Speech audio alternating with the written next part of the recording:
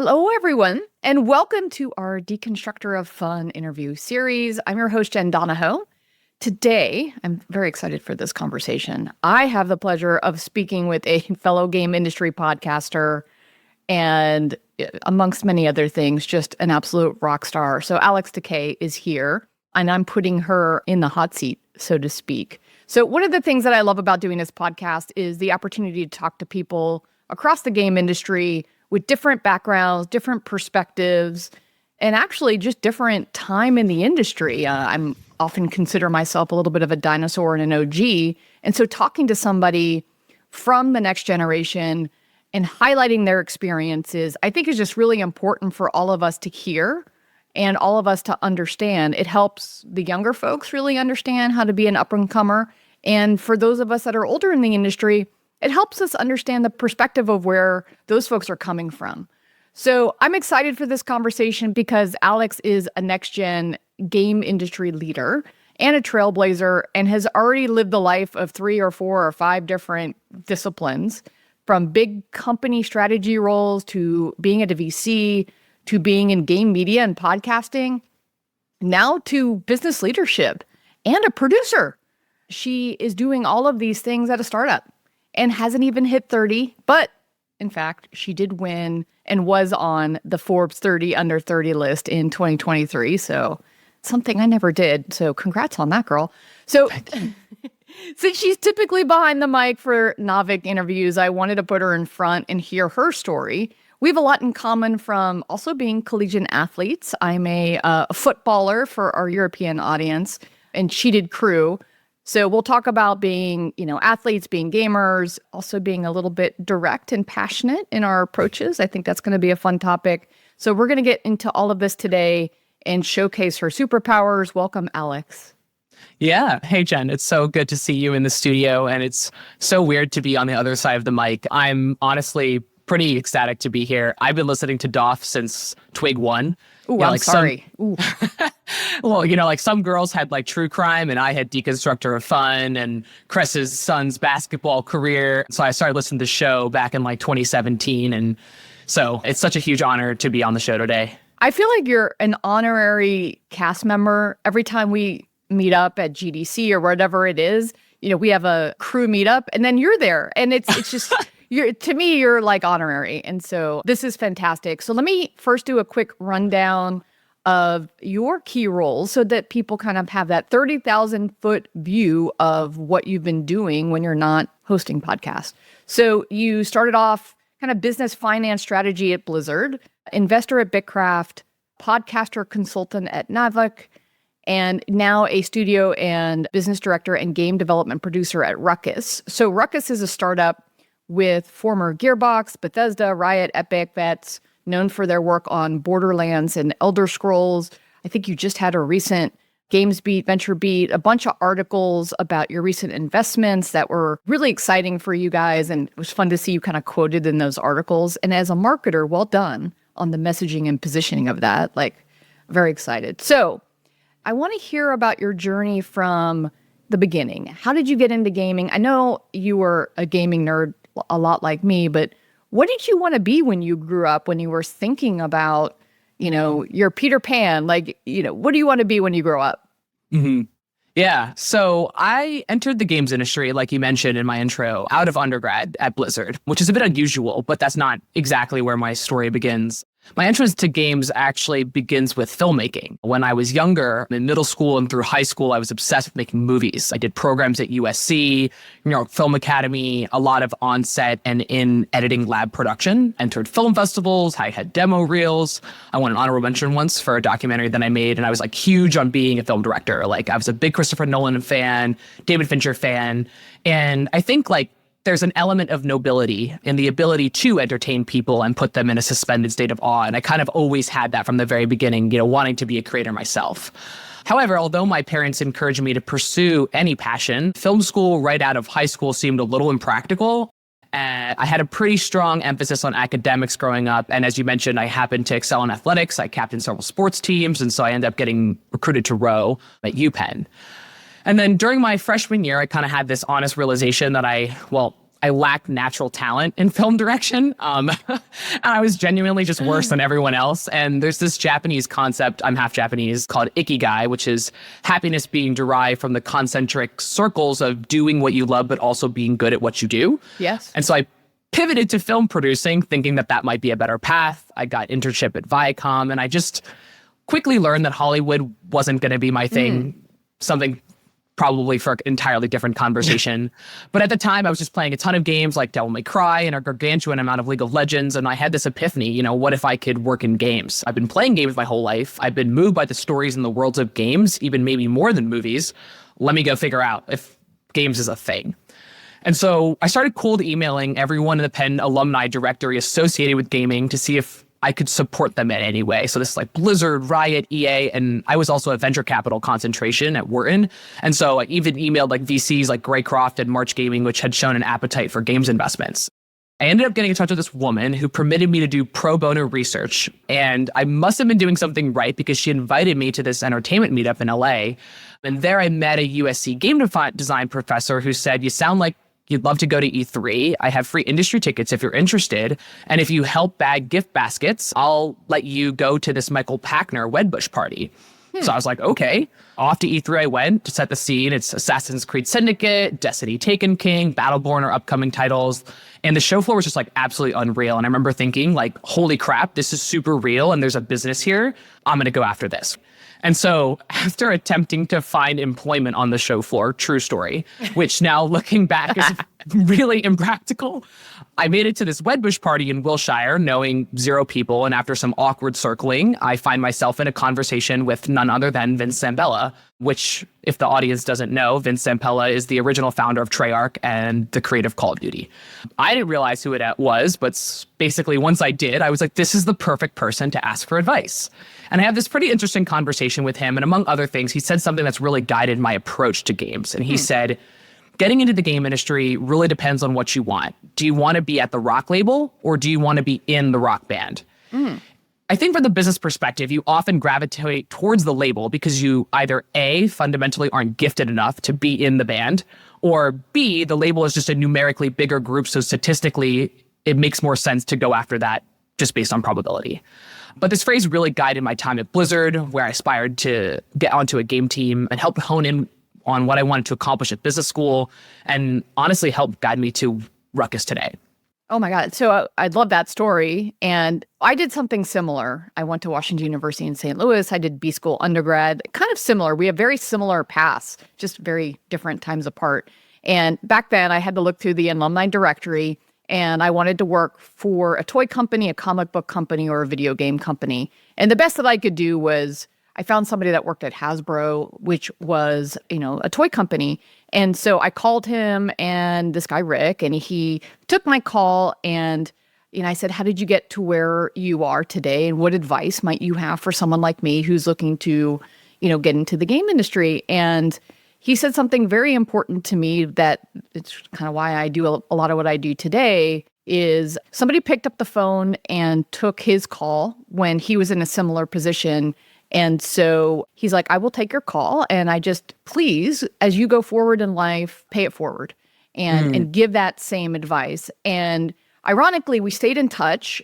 And he called me a few months after I graduated and said, hey, we had such a great call. I have an internship open to make Star Wars toys. Are you interested? Because you were so passionate about it. And I said, I'll be there in 2 weeks. And so my very first job was making Star Wars action figures at Hasbro right out of university because I had the passion and the drive and the proactivity to do what you did, which is the similar thing. And so I think for you and for others, just remember that mentorship and that helping hand, and we'll actually talk a little bit about that later, can be such a way for you to kind of help the next generation get that shot is by giving a little bit of that time, thinking about that pro bono time. Anyway, so I want to get back to you. Sorry, that was a side No, quest. I think that was I think that's really valuable because I think the power of that should not be understated. And yeah, I think kind of hooking back to the story, like that day at E3 introduced me to people who have become lasting connections that I still talk to this day and who have opened doors and opportunities for me that I've never imagined. And I think that I do think about paying it forward quite a bit. So if anybody has a conversation with me who's related to my alumni, et cetera, I try to help, because I think that you never know what that opportunity could provide for someone else in the future. And I've been the beneficiary of so many people basically pro bonoing their time. And so I go to this experience at E3, and I basically, when I returned to school in the fall, I like full on committed. I got really curious and passionate about the business of games too. So I had like spreadsheets tracking M&A activity and proprietary engines. And like I committed to my mission of getting into games either through the VC side or directly at a games company. And I got extremely fortunate with an internship at Blizzard. And the fortune factor is kind of magnified several years down the line as I learned the truth a lot about the recruiting process, as I become closer with those team members who have, eventually become mentors. I was an undergrad that he took a chance on when they were actually really looking for MBAs. My co-intern was actually another MBA who was like 7 years my senior. And the first day of my internship was the day that Overwatch came out. I remember it very distinctly, May 23rd, 2016. There was a party.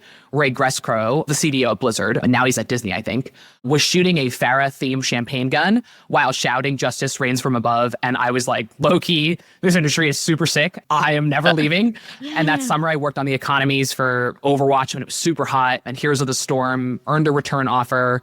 And I think this is also not to be understated, but I resisted the Wharton pull to go back into consulting and banking because everyone around me was doing that. I feel actually very fortunate for having fallen into the hands of that team particularly. And then from there, the rest is kind of history. I think about my experience on the Star Wars team is my very first experience, and how it was so amazing, and how that team and those people really, brought me into the fold, taught me about the toy industry, allowed me to do things that I never, I had to go speak in front of like 700 people at Star Wars conventions. I became a community manager and an evangelist for Star Wars action figures because no one wanted to deal with it. Like, I ran the website, and they actually told me, they're like, we don't hire our interns. You're here for 6 months and then go away, go get some experience, and then come back, and then we'll hire you. And I said, fuck you. I'm going to be the first intern you ever hire. And so I started to run the website. I started to go to these conventions. And then when my time was up, they're like, oh my God, we have no one who can do this. You're right. And then they offered me the job.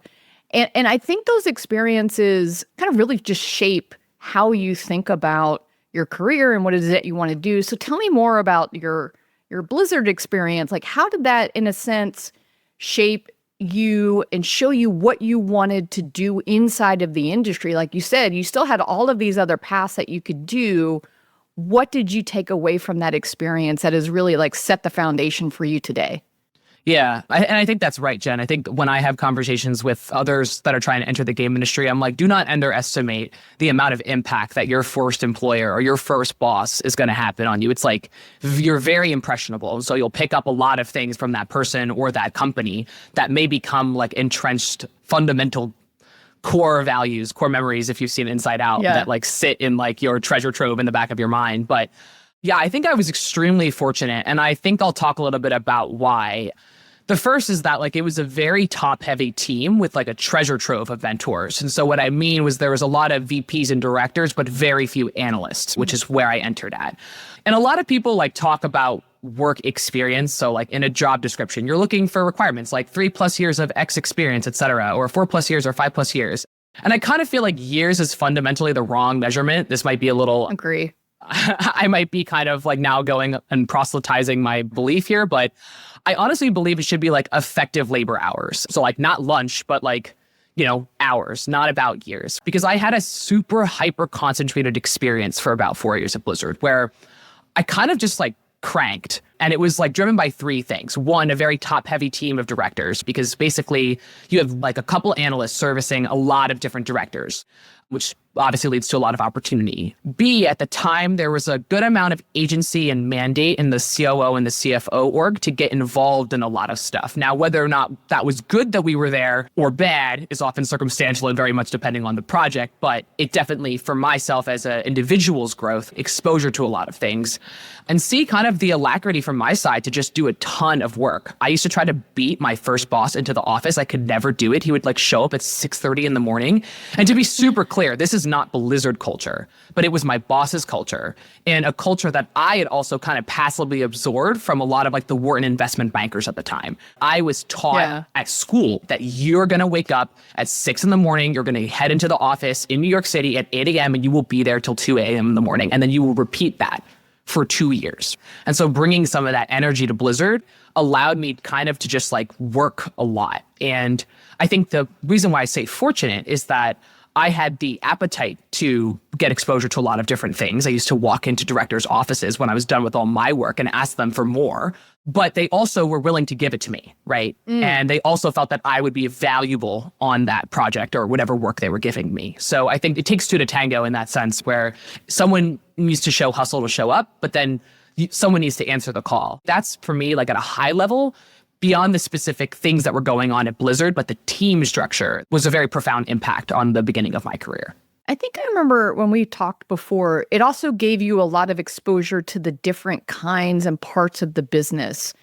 Part of that comes from the proactivity. So whenever I go and do my Yoda sessions, you know, at USC, and ironically now Berkeley and UCLA are all jealous that I talk always about going to USC and talking to folks. But when I give my Yoda advice, I talk to them about the 4 Ps: proactivity, personality, and there's one other one that I can't remember on the spot, but Preparation, yes. I feel like some of the next generation aren't as proactive as they could be, aren't as like, what else can I do?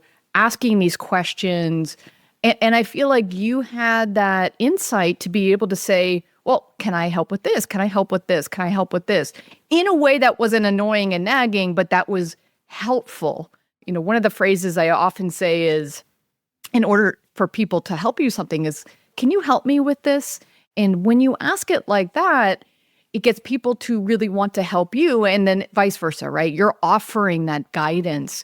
And so as you did that, what kind of exposure did you get inside the Blizzard? Like, some of your stories were amazing of like what you were able to do being, you know, like you said, like an undergraduate, like right out of school, you know, Padawan Jedi, who actually became a bit of a, you know, a Jedi master at Blizzard in just like a few short years.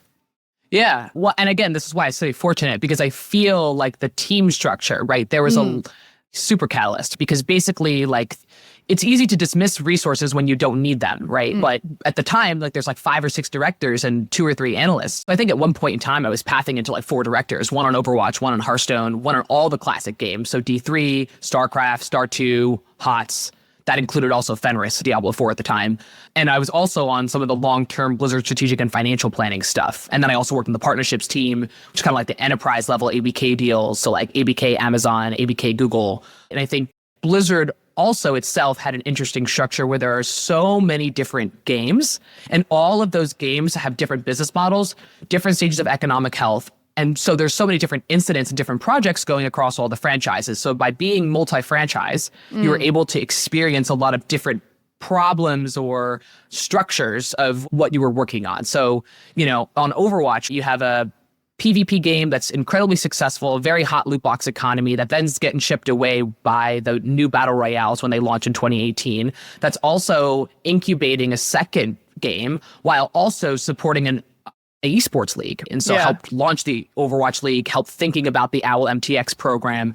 So that's kind of just like one ecosystem itself. Business model work on Overwatch 2 and making sure that like those resourcing and development in the team is set up correctly to some extent. And then you have a game like Heroes, which is kind of in an opposite state, a game that's kind of in decline, a game that has an economy that's mismatched to the kind of player base that it has, and trying to figure out how to support this game in a margin accretive way, entirely different problem. Hearthstone is another problem. Here you have this amazing, robust card pack model, but you have a bunch of players that are churning out because there's such a large catalog. So when people come back, they've lost all the cards. So you're thinking about kind of how to reinvigorate the Hearthstone economy, launching a new game mode like Hearthstone Battlegrounds inside a game. And then you kind of have like a game like the franchise like Diablo, which like D3 for some reason is still printing box sales, even though there's absolutely nothing to buy. And you're like, oh my God, if I could just sell something for 2-cent ARPDAU multiplied by this DAU, we would be making a couple extra $1 million. This would be great. But how do we get that done? And so I think like the franchises themselves allowed me to experience a lot of different problems that games might have at different life cycles. And as well, it was a good mix of work, strategic work, like thinking about the business model of a game, but also like the guts of the finance of the games. My old mentor used to make me do this thing called the Blizzard Factbook, where I had to assemble these stacks of financial reports, cutting the Blizzard games by region, quarter, revenue stream, platform, splitting up the business based on like Overwatch 1, Overwatch 2, OWL, or this other phrase that's like piece called this financial forensics, where I'd have to go and find where the missing revenue was or what the costs were for bloating the quarter. And I think that P&L work, focusing on cost, which like nobody thinks is sexy, revenue's sexy, but costs suck, right? But it's an amazing way to learn about the business of the industry. Costs drive the product, costs drive development. Developing those sort of early muscles in my career helped kind of develop an applicable level of technical skill. And like right now, for example, at Ruckus, what do we got going on? Costs, right? And it's really important. And I was willing to do a lot of that grunt work.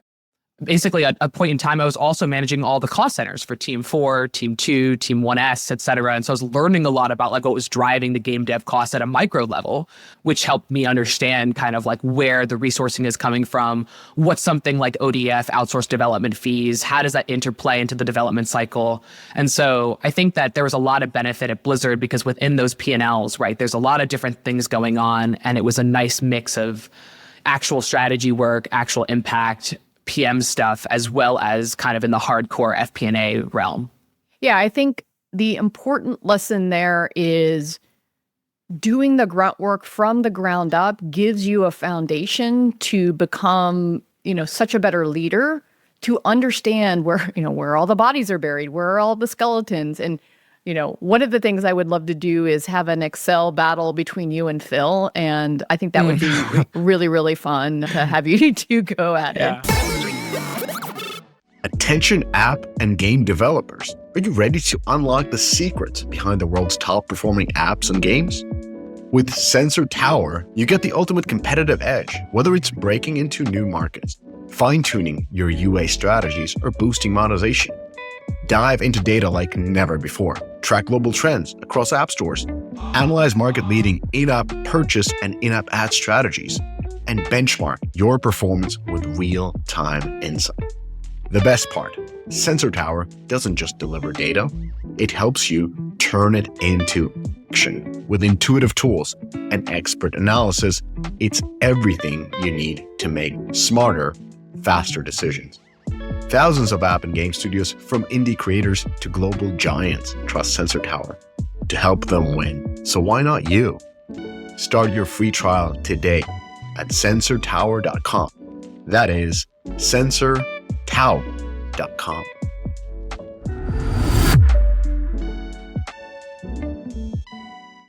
Kick-ass live ops need kick-ass tools. That's where Heroic Labs comes in. They just released a massive update to their Satori live ops platform.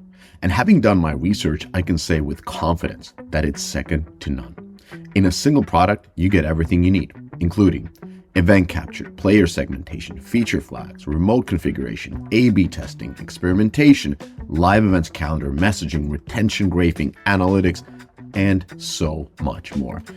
If you're serious about running live services in a game, get serious about the tools you use. Connect with Heroic Labs and make some serious cheese with your live ops.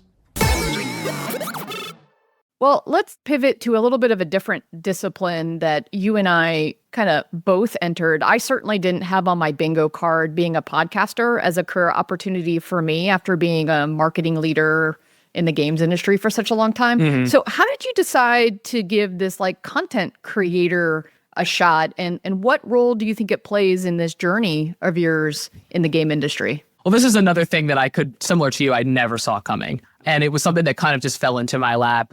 To make a long story shorter, essentially, when I was beginning at Bitcraft, Navik had actually reached out to me to write something. And I ended up writing this piece on Gods Unchained, which was a very popular article. Gods Unchained, by the way, is a trading card game on Immutable X, Web3 trading card game, and ended up going on the show with the old podcast host. And that episode did well, the written piece did well, and then there happened to be a gap in the podcast host slate because someone left. And basically, Navik asked me to take their place. And so I thought about it for a long time. I was in business school and I was thinking, maybe I don't really want to commit to this. Sounds like a lot of work. But I ended up saying yes because I thought it would be interesting to understand and have empathy for what it means to be a content creator, which is such a big part of the games industry. Yeah. Twitch streamers, YouTube creators, TikTokers, whatever you may call them. And I've learned like so many lessons from podcasting. I think that the first is obviously just curiosity into so many pieces of technology and people and games and business approaches across the industry. I spend about 2 to 3 hours prepping for each episode. And so again, going back to my concept of principal effective labor hours, it means that I'm working an extra like 3 to 4 hours on something is in games completely outside of my work. And I learn a lot from it. Yep. But I think that there's like some key lessons that I've learned from podcasting have been across communication, specifically listening and steering, as well as content creation, like I said, and also selling, which I think is also a really important skill that I think a lot of people undervalue. And people think that like, oh, sales orgs are just this, but like try to sell something. It's hard, right? Try to raise money. It's hard. And so from the communication side, I think it really helped me level up a lot of my active listening muscles. So being able to think about what I'm going to ask next while listening to somebody else, it's helped for moderation. It's helped for even just being in a meeting. Being like, I know what I'm going to say next, but I'm still listening to you. You know, trying to steer the conversation, helping it stay on track, also helpful for meetings. And learning how to like kind of use mirroring skills for communication, which is really important for helping someone feel comfortable. So if you're acting like this and I'm mirroring you, then it's just a human natural behavior to like get comfortable with somebody else. On the content creation side, like how to build a show slate, how to keep track of what's going on in the market, and empathy for the content treadmill process, which as you and I know, when you have to ship episodes like every week or every 2 weeks, you're like, damn, like cool when I have something to say, but kind of the worst when I don't have anything to say, but I still got to ship something, right? And that's the way that Twitch streamers are. That's the way that YouTube people are. It's not as easy as people expect. And then on the selling front, like how to convince someone to come on air requires tailoring your pitch to what they want to talk about. I personally think I used a lot of those skills during the fundraising process. You have to convince people to say like, hey, my show is great, but this is what you could get out of it. This is why it would be good for you or your company. And, you know, like, let's be collaborative and think about what's interesting to you. I want you to have fun during this conversation. I would say those are the core lessons that I have kind of learned from podcasting. No, I love it. I think it applies really well to what we do in work. I think you're right. I think you hit on a lot of key things about what is it? I just enjoy the idea, the curiosity, like you said. I enjoy getting to talk to really smart people about things in our industry that are impactful. You know, every week when we do Twig, you know, we get to that Monday, Tuesday, we record on Wednesdays, and I'm like, oh, like, what am I going to say? Like, what article do I want to talk about? What do I think is important? And why on earth would these people want to hear my perspective? I mean, that kind of goes through my head, but then I think about, wait, you know, each of us brings a discipline, our experience. And I think you do this as well, is you bring your own experience and your own perspective and the ability to highlight different things that the audience is going to find useful in their life, I think is why I really enjoy doing this. And I always learn a lot from your podcast, and I can tell how much work you put into it. I wish I put in, I mean, I guess I put in as much work as you do, but it is super clear and evident. So thank you. For your homework, because every time you have a podcast, I'm like, I know that you've done your homework and that this has an implication for us in the industry. And so I try to emulate that as well. And so that's, again, where I think, like, you know, we're a lot alike. You mentioned Bitcraft. Tell me a little bit about your journey to also being a VC. So now you've had inside AAA company experience. You have content creation. You know, you've kind of dabbled in that field of play, and then you had VC experience too. Girl, oh my God. Okay, what? Tell me about this. Yeah, well, as I mentioned, I had kind of like an itch for VC even when I was back in undergrad. I was a venture capital concentration, studied it primarily as my form of finance. And I've always liked the VC industry because I think it's a really nice combination of, yeah, okay, like let's model out this convertible preferred and like, et cetera, but also like artsy enough to be like, yeah, but we just believe. And I think I love that combination of there being like, it's not so growth oriented or PE oriented that it's all about the numbers. And I think that was actually like, I think really fun. And so I had this thesis, back when I was an undergrad that maybe I wanted to be a games investor. And this was prior to a lot of the gaming funds getting established in like around the 2018, 2019 era. And so what I tried to do when I got to business school at GSB was test that thesis. Is that correct? Or was I just saying that because, like Vince said, you want to be at the rock label or in the rock band? Are you just trying to passively put your finger on the wall of an industry by being an investor, right? Which is what I think a lot of people say. They're like, oh my God, I love sports, but I would never play sports. I can't work at the NFL. So like, I'll be a sports investor. And so I was trying to verify, like, is that true? Now that I've worked in games, let me go try gaming VC to see whether or not like this thesis of mine is accurate.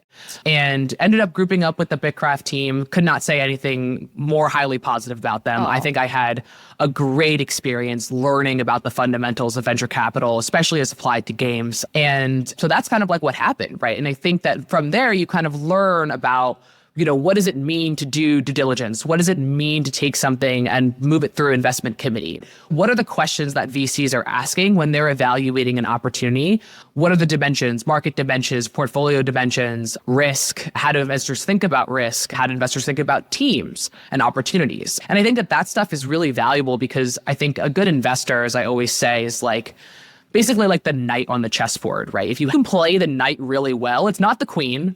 The queen and the king are probably your founders, right? But a really good knight on your side, I think, is really valuable to a company. And so I kind of like learned a lot about like how to be valuable to a portfolio. It's actually how I found the Ruckus Group. So there's just that as a general, actual stepping stone to some extent. Invested in Ruckus's seed round while I was at Bitcraft. So I wouldn't have met the current team that I'm on without going to Bitcraft. I think that's kind of like where I see it kind of fitting in. And then, there's some decisions obviously of, doing when is venture the right time and how should a business school student think about venture in their career. But that's not your question. So I will pause there.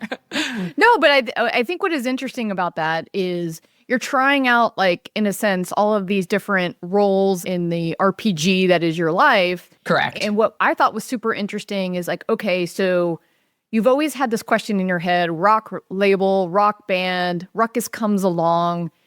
Business people are often seen as the villains in our industry. And and I think there is actually a pretty strong reference to this in the recent Game Awards, which I think is a little heavy in the value that we as marketing and business people bring. So how do you, now that you've joined the rock band and they have accepted you, how do you show them that the business folks can use your skills for good and not evil? Because I think this is what I would love a lot of creators and game makers to hear is we are not your enemies. And you can welcome us in and we can make you better. Yeah. Well, I think like you're really hitting a nail on the head there. I think this is something that I like learned very quickly at Blizzard, where I was like, there's just this divide between the business people and between the creative people. And we are not speaking the same language. We have no empathy for each other's sides to some extent. And I think a lot of that comes from experiencing something.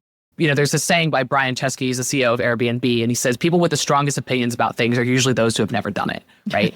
And so you have all these gamers who've never done business, and you have all these business people who've never done game development. And you're like, well, we're at a crossroads, aren't we? That's a lot of the reason for why I was like, hey, if I love games, what's the thing that I haven't done? I've never shipped something. I would love to take something from pre-production to production to ship to live, because I think how informs the what, right? And I also have a very deep respect for creators. I myself am a failed creator. I know what it's like to screen a film and have people laugh at the wrong moments. It feels fucking awful. I have literally shown a movie in high school to the whole class and they are laughing and I'm like, wait, that's not a laughing moment. That's a very serious moment. And it feels so awkward and you're like so upset because it's like a manifestation of you on that screen. And so I think that approaching with that approach, respecting the craft, I think is one of the most important lessons that a business person can learn. And then try to be open-minded about like learning about how, and then given the constraints of the how, you have to find a way to impart business into that, right? So I think like something that I'm learning and think the production seat has been so humble is like, oh, crap, no wonder all these people at Blizzard were telling me that I couldn't do this idea with my 3 SKU model because of this engineering thing that I didn't understand. And I was like, but like, make it so simple. Just give me 3, not 2.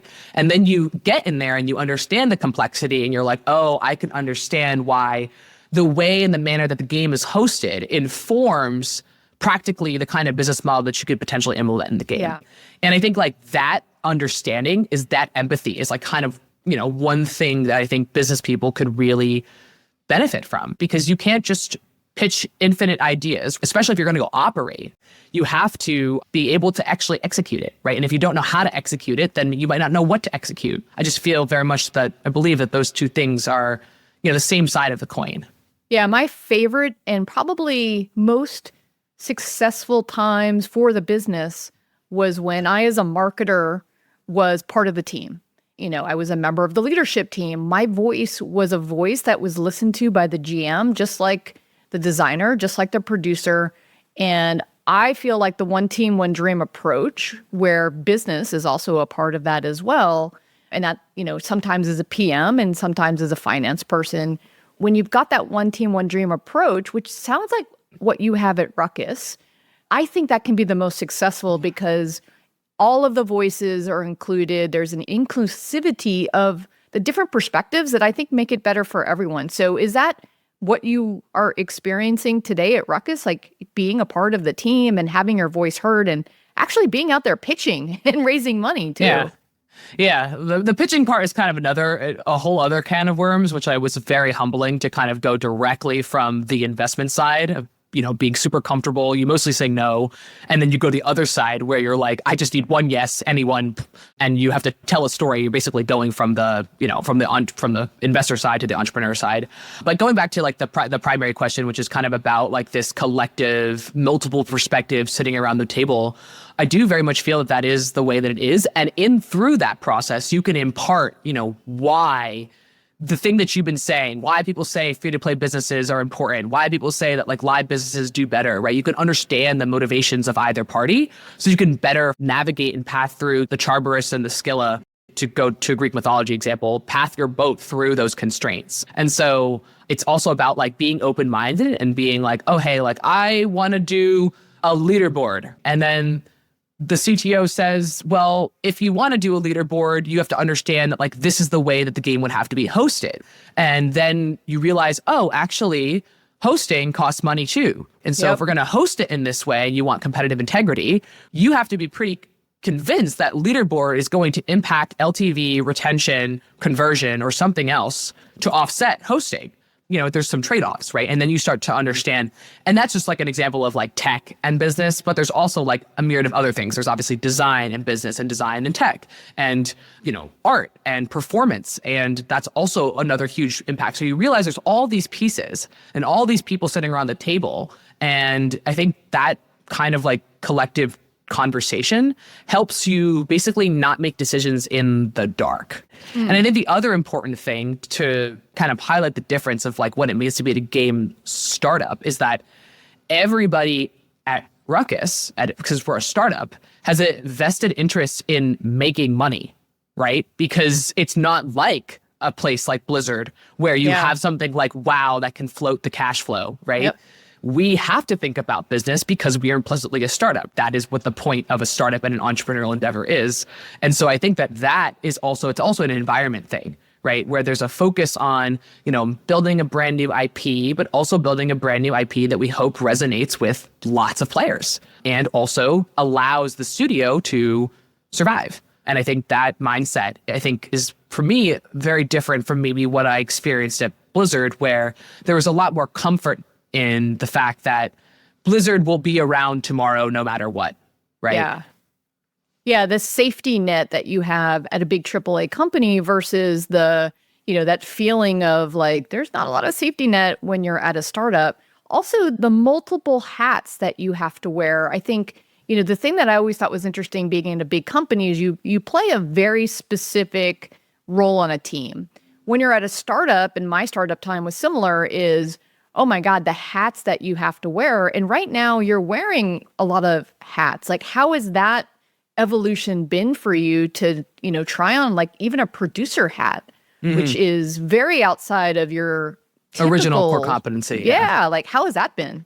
Yeah. Well, I think what you learn is you try to make parallels. The first thing I want to caveat is that production looks a lot different at every single studio that you go Yeah, to, of right? course. And so, there's development directors, there's line producers, there's art producers, there's EPs, there's lots of different types of styles. But I think one of the primary production rules that I'm playing is more on like project management, right? So like, here's the milestone plan that the game director wants to build, right? And now we're like, okay, well, how do we achieve the milestone plan? How do we take resources, put them against certain features and initiatives? How do we scope that, break that down to sprints? And then how do we track the project over time to make sure that we're moving at the right clip? And I was like, hey, actually, upon analysis, this is incredibly similar to forecasting and pacing the business. I'm like, okay, units were up on September. Let me pull the curve out. Let me see what the units are going to land at for the quarter. Oh shit, we're going to be short. Initiative to make more money, something like that. And it's kind of very similar, right? Where you're kind of like trying to say like, hey, like this thing is on time, this thing is off time. And so trying to take those parallels from the skills that I already developed from something else and then applying them in a different arena. Now, obviously it's not exactly the same, but I think that's how you help yourself learn something new. And I think the multiple hats thing for me has actually been a huge boon. I love the job because turns out at a startup, you literally cannot ever run out of work, which is amazing. It's just like an infinite amount of work, which is exactly the problem that I had at Blizzard. When I was finished my work, I would like wander around like a lost puppy looking for work. And that's how I like found myself in a bunch of directors' offices. But like here, at a startup where there's so few resources and there's so many things to do, you have such an opportunity to expose yourself to something different. And I've really found that to be a ton of fun, because you kind of get to play roles across operations, finance, business development, legal, strategy, culture, communication, and you're kind of flexing into places that, yeah, you might not know how to do everything, but I think, and this is also kind of going to mentors and also the podcast, right? I've been able to learn about a lot of things that I didn't know how to do off the shelf from the people that I've surrounded myself with and had conversations with. So although I might not be the expert, I'm like, I know somebody who is the expert.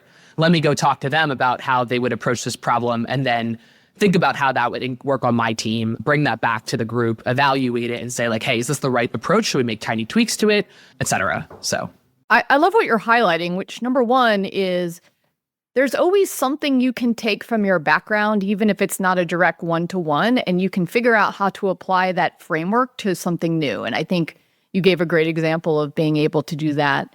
I think you also mentioned you have to flex your style. And it reminded me, you and I had this conversation that was really interesting on a Twig episode that I did a couple of months ago. I shared some of my challenges. I tend to have a bit of a direct approach. And I tend to, in some cases, that has been called, especially being a woman, has been called being aggressive or, words that would, if I were a man, it probably would be a little bit different. Clearly you're passionate, clearly you're proactive and you're going after things. And it has to be a part of what makes people successful in the startup is exactly what you're highlighting is the ability to go after these things. And I see a little of myself in you as we talk through this, the direct approach, that really passionate approach, something that is not often expected or often appreciated by everyone that we work with, especially when it comes from a woman. I think a lot of it comes from our sports background too. I mean, when you're raised to do sports, it is like, I don't ever believe in yelling at people, but that competitive, like, let's go, let's win, let's do this. So what has been your experience? I mean, we're now of like a little bit of a different generation. Maybe it's more accepted, maybe it isn't, but what's been your experience in how your style has manifested with others? How do you kind of reach across the generation gap? What's been your experience and what advice might you have? I think the number one piece of advice that I have, again, and this is kind of like maybe a theme or a through line of this episode, is empathy. So get educated on how you're impacting others and how they potentially see your behavior. Because only once you understand and believe that you have work to do or that you need to change or that you understand why somebody is reacting the way they are reacting to you, from only there, like, can you get better? And I think like I recently read Creativity Inc. by Ed Catmull. And in that he says there's something to the tune of like, people don't improve by understanding what their strengths are. People like improve by understanding like where their biggest gaps and weaknesses are. And I think that a lot of people believe that an athlete's strength, and this is why like athletes get recruited to go to banking and blah, blah, blah, blah, is because they work so hard, right? And I believe that you can learn work ethic from a lot of things. But I think that the fundamental strength of being an athlete is actually being incredibly coachable. You walk into practice every day expecting to get totally shit on by your coach. And you have to accept that. Unless you're like Neymar, you're just like such a rock star that like you can get away with doing anything. Most athletes show up every day being really open-minded. Today, your stroke wasn't good. Today, you didn't perform very well. Like today, you rocked the boat and you're down to starboard, right? And this is just rowing examples, but there's a million in all sports. And so I think like that's the number one thing that I would say is get educated and be open-minded about like what it's like to be on a different team. And I think for myself, right, like one of my first endeavors of being on a entirely dev team, though I did have a kind of mini experience with that. I worked on product management and the economy for a small sandbox game called Astroneer. That was made by a studio called System Era Software because they sold to Devolver. So like that was kind of like a mini prelude, but you kind of start to learn, hey, like this is the way a development team would prefer to be communicated with. And you kind of have to be willing to flex your style and shift those things. I actually think that this experience is something that you cannot learn in a classroom. You can't go to business school to learn these things. You can't study anything to learn this. And it might be actually one of the most uncomfortable things that someone has to deal with in their professional career, because a lot of the more recent, maybe Gen Z, and I'm not trying to make sweeping generalizations here, but a lot of people just like want to be themselves, right? Yeah. Which is great. Everybody should be themselves, but you shouldn't think about it as not being yourself. You should think about it as like, this is the culture. There's like norms and habits and behaviors here. And if we want to move as a unit and we want this boat to be balanced, you have to row in line, right? To go the fastest that you can go. And don't think about it as like not being myself, but think about like, how can I, as member 1 of 8 of this boat, blend with the stroke? I think that's kind of like at least the high level thought process that I've kind of coached myself through. To be clear, it's not always super easy. Step into the future of game monetization with Xsolla, the premier partner for game developers seeking to expand their reach and revenue. Xsolla provides a robust suite of tools designed to enhance user acquisition, manage subscriptions, and streamline payment solutions worldwide. Unlock new markets and maximize profitability through their customized, secure payment architecture and dedicated support team. Xsolla, powering game developers to achieve global success.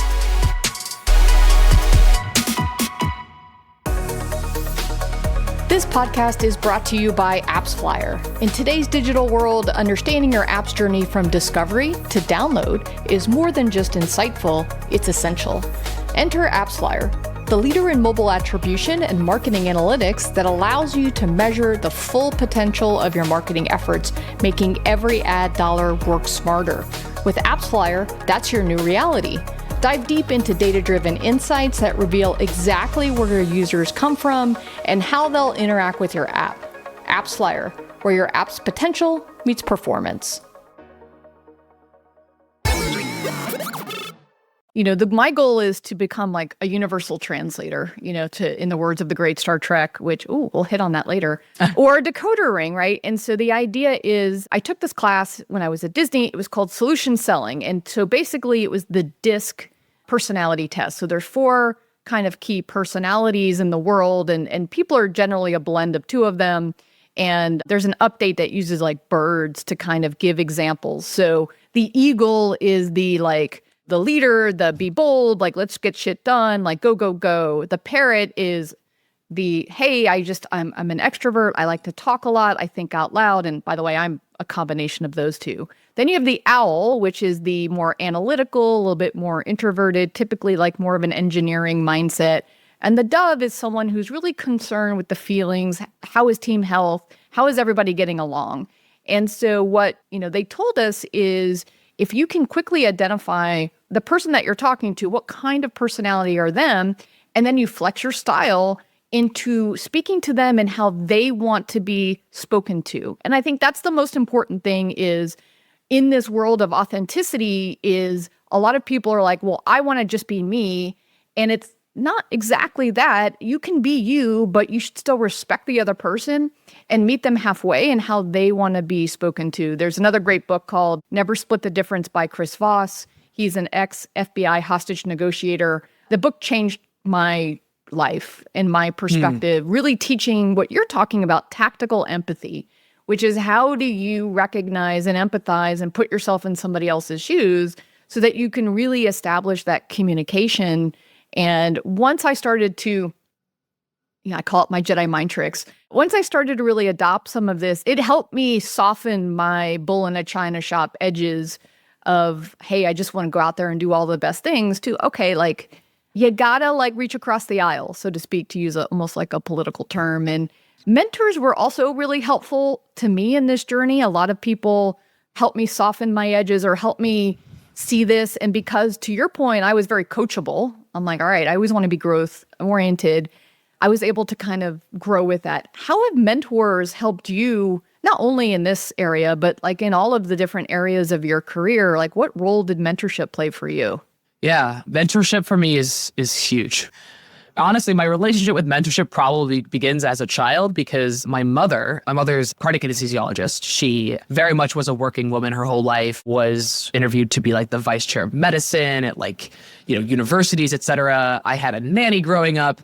So my mother was very much also like my career mentor. I first saw her as like an advisor and then saw her as a mother. And that's really switched up over time. But I think I felt like my parents very much were my mentors and how to behave in academics, how to behave in sports, and a lot of the underlying values that I think have helped guide me today, I think come from parents, which I guess you could see of as a form of mentorship. And so I'm very thankful to have had those experiences because it obviously shapes a lot of who you are and how you show up. But I think mentorship is also so important because you need to you become like the average of the people that you surround yourself with. And so I think very much of surrounding myself with mentors who are going to not just support me, but also be like, yo, you're actually wrong in this. You should be way more confident than you are about something. And I think that I picked up these mentors who I'm so grateful for. A lot of them come from my early days at Blizzard. But even, some of the people that I met at the E3 story that I told you about. And it's kind of come full circle where here's this person that I cold emailed and then we kept on recolliding. And now this person and I are kind of like in the same kind of thought leadership bracket. And so I think that it's really important to surround yourself with those people because you can learn a lot from the mistakes that they've made or the approaches that they have taken because you're just one person. You can't think of every idea in the universe. And sometimes, someone saying, hey, this is the way that I thought about it. What would work for you is a really valuable thing to have. And I think it's also, like you said before, it also helps make you want to pay it forward. And I think in a mentor relationship, you want to make sure that not only are you learning from the mentor, but that mentor is learning from you, right? Correct. About how to mentor better, or even something that you can teach them about maybe what it's like to work at as a different age, or gain empathy for working with other women, or explaining how you saw something that impacted you as a woman, and that person may not have seen it that way at all, but you're like, but this is the way that I felt, and this is the way that lots of other women feel, just as an FYI. I think it goes both ways, to your point, which is now that I'm a little bit more advanced in my career, I'm actually reaching out to a lot of younger folks because I want to keep my finger on the pulse and learn from them about, areas that I might have blind spots in. Also for career advice, I have to still become humble. And I've reached out to a lot of people in my industry. And I, especially when I went on a consulting journey, I was like, I called everyone that I knew. And luckily, because I had always had good relationships with people, everyone took my call and I'm like, what are my superpowers? What do you think I'm really good at? How do you think I could add value as a consultant? I don't know. And I don't think I could have done any of it without that feedback. And I think what's important for people to know is make sure that you are maintaining those relationships along your journey, because you never know when you're going to need to pick up the phone and ask for help. I think we're all very confident. We're all rock stars, but sometimes you need to ask for help and make sure you've got those relationships, because it could be a peer, it could be someone senior or someone junior that you need to reach out to and ask for help. That's been super valuable for me. And it's actually, why I love talking to you, because you offer me a different perspective on things for somebody so similar in many of our things. Yeah, and I think like that's another really interesting call out there about like asking someone else, what your perceived strengths and weaknesses are. I actually did this interesting exercise at business school, I think, and GSB might be a very specific place. Stanford is known for focusing a little bit more on interpersonal dynamics and some of these like what we would call touchy-feely words versus some other business schools. But in one of the classes that I took, they broke down like power into like a couple of different like subcomponents, confidence being one of them, intelligence being another. There's like a couple other dimensions, and it's like 7 items. And then you were asked to rank, 1 to 7, 7 being the max, 1 being the worst, how you fare across like confidence, intellectual intelligence, ambition, but so there's like a couple others. And then you were supposed to pick a co-pilot peer who was also going to rank you on those dimensions. And it was so interesting to watch the disparities between like how sometimes you see yourself and how someone else sees you, right? Yeah, I think it's so important. And it changes as your career advances. I know I've done like strengths finders. I've done all of those tests. And it does change a little bit as you get older. And listen, I know I am not high on the empathy scale, which is really interesting because I deeply care about the people I work with. My wife always jokes that like I'm the biggest softie and I have the biggest heart, but because at work, I'm just, I want to win. I want to get shit done. That empathy wasn't coming through in a lot of my behavior. And so something that I always have to work on is really dialing that up and really paying attention to that. And because I've done that a lot recently, people don't say that. They actually think I rate highly on that, it cracks me up because I know that I've had to really work on that. Is there something that you would recommend for, the next generation folks, the people that are coming up? Like, what advice might you give those folks of like how to approach from their approach to work or ways to come about like getting what they want? What's your kind of final advice before I let you go? My first and foremost advice, especially as it pertains to video games, is that I have a lot of conversations with MBAs and undergrads. And if you have an opportunity to go do what you want to do, just go do it.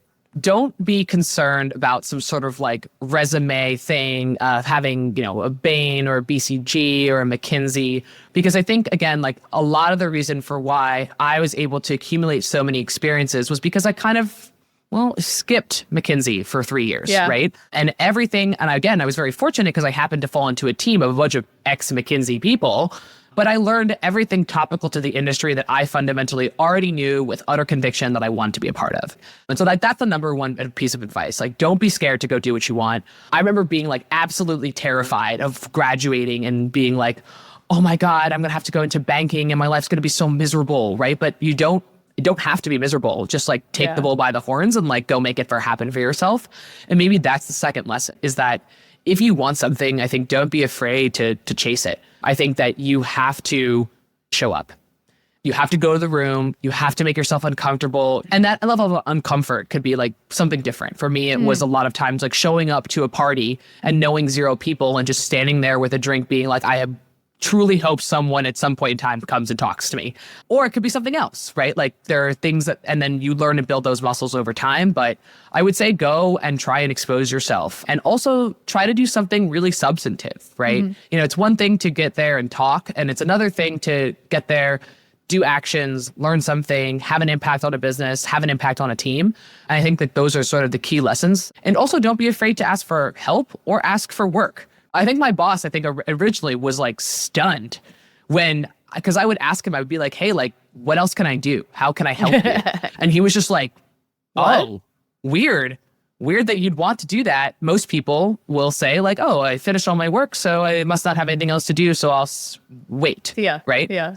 Don't be afraid of basically kind of going out on a limb, because what's the worst answer that could happen? Someone says, no, I don't have anything for you. Go home early or go play video games or something like that. It's not that big of a consequence. So I'd say like those are some of the things that I would think about, especially for games. Don't underestimate the value of mentorship, and make sure you're surrounding yourself with smart people who you want to be like the least smart piece of person in the room. I think that's something else. Like you want to be the dumb one, and you want to learn from a really smart people. If you're looking around and you're like, I'm the smartest person here, probably got a problem. Yeah, no, I hear you. Well, one little final bonus note, I wanted to add, you're a little bit game industry famous because you're a podcaster. However, to my Star Trek reference earlier, you have a famous family member who is George Takei, who is the great Sulu from the original Star Trek. He's also announcer on Howard Stern, which I've loved to hear him as the announcer on Howard Stern, and his social media, like, so funny. What's it like having a famous member of the family? And I think you're going to rival him soon. You're right up there, Alex. I don't know, but I think we're very far from that. I think he's been in like his IMDb page is quite long, and he has a voice that no one can parallel, I don't think. Like, I can just do my oh my like impression. Oh my. Oh my. But it's interesting because so he's my dad's cousin. Sorry, that was some family like, tree stuff. Family I got tree it. stuff that's going on. And I think honestly, I think he's very different from a lot of like what maybe a traditional Japanese family would espouse as successful. I think in America, we don't see any of these things this way, but I think very much even going to even the beginning of my story here, I felt very fortunate to have parents who said, honestly, go do whatever you want, because I'm first generation on my mom's side. My mom's Polish. She was born in Gdańsk, and then essentially almost first generation on my dad's side. And they're both in medicine. And they felt like very much like they had to go into medicine because this was a very guaranteed way to find secure employment. And they wanted to kind of give me the opportunity to go and do whatever I could do. But I think that with George's situation, right, being an actor, that's not an engineer, that's not a lawyer, that's not a doctor. And also sexuality being different from what might be espoused as the paragon of being a true Japanese man. And I think that made things, I think, to some extent challenging, right? I think he's had a very, obviously, like, if you've read his book, his experiences, the Japanese internment camps, and then, has made a really big impact on Asian representation on the screen, which I think I'm really proud of. I think that it's amazing to have him be one of the earliest famous Asian actors. And now I think it's a lot different, with K-pop and lots of other Asian representation joining Netflix shows, et cetera. But I think I very much respect, I guess, his confidence and his willingness to kind of be a one of one very early in a career when there was not much of that going on. Oh, that's amazing. It's such a great story. And you said something else that really, again, resonated. And again, we're so much alike is my parents also, they're from the Bronx, New York, kind of, dad's dad was Irish, but everyone else is like, in a sense, Russian Jew. Well, Jews from like the Odessa region, which is outside of Ukraine. Again, very immigrant kind of background. Also being Jewish, some of the same challenges. But my parents also let me do whatever I wanted to do.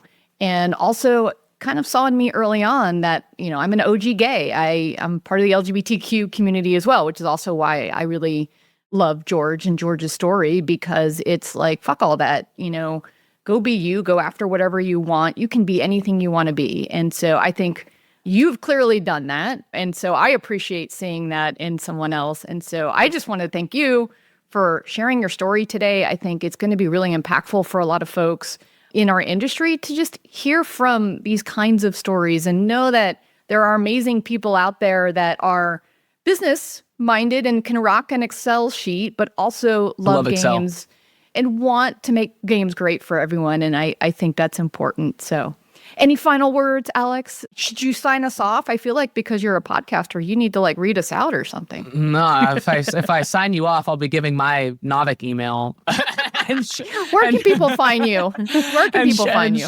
You can find me on LinkedIn, Alexandra Takei. You can email me if you want at alexandra@novik.co, which is not the podcast that we're currently on right now. But I would say, I really appreciate you having me on here. And I really honestly appreciate Deconstructor of Fun. And I obviously appreciate Novik as well.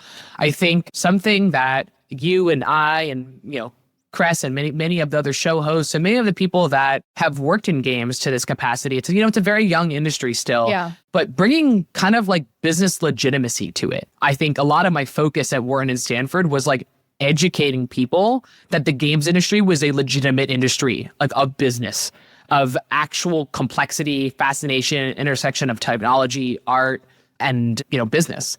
And I think that's something maybe that I would like to sign off on. Thank you so much, Deconstructor of Fun, for, being my games business podcast that I absolutely obsessed over from such a young age. And I think filling that kind of content drought, which is amazing for you guys supporting that ecosystem and creating the Slack group and creating the newsletter. I think it also really helped inspire me to understand that this is a place where business people can have a home. And I think that's awesome. So maybe that's what I'll sign off on. I'll sign off on yay, Deconstructor of Fun. You are an honorary member, and that's the best sign off ever.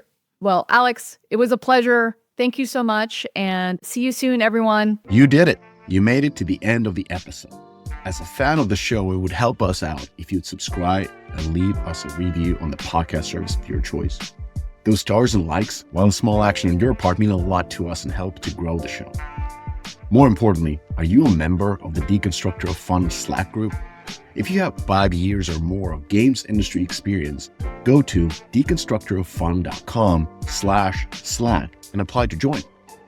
Join the games industry best professional community filled with peers always willing to lend a hand, or subscribe to our newsletter to get all the latest insights from the Deconstructor of Fun content creators. Thanks for listening.